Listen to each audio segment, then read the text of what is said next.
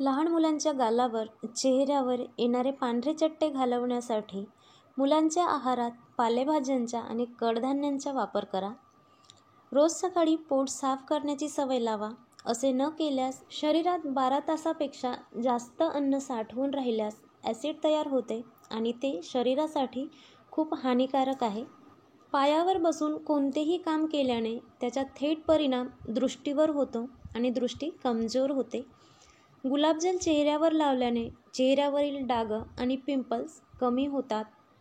जेवल्यानंतर शतपावली केल्याने जेवण पचण्यास मदत होते.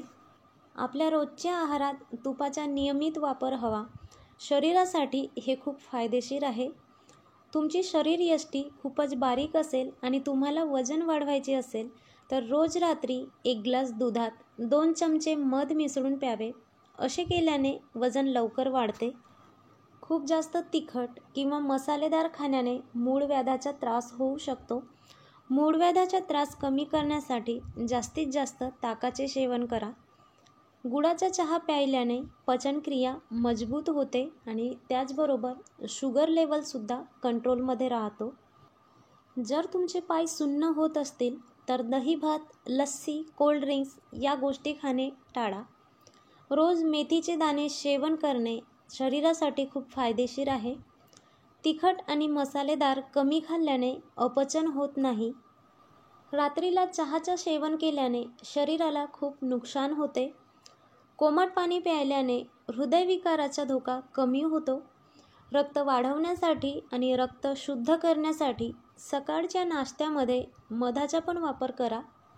मोहरीच्या तेलात सोललेला लसूण गरम करून हे तेल थंड झाल्यानंतर कानात टाकल्याने कानदुखीचा त्रास असेल तर तो बरा होतो. दुधाचा चहा कधीही रिकाम्या पोटी पिऊ नये.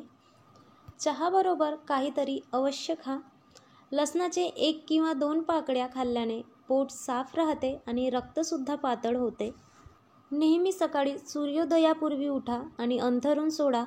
तुमच्या दिवसभराच्या सकारात्मक ऊर्जेसाठी हे खूप आवश्यक आहे. रोज सकाळी लवकर उठून अंघोळ करावी जेणेकरून तुम्हाला दिवसभर फ्रेश वाटेल. सकाळी लवकर उठण्याचा आणि लवकर अंघोळी करण्याचा चांगला परिणाम हा तुम्हाला दिवसभर जाणवेल.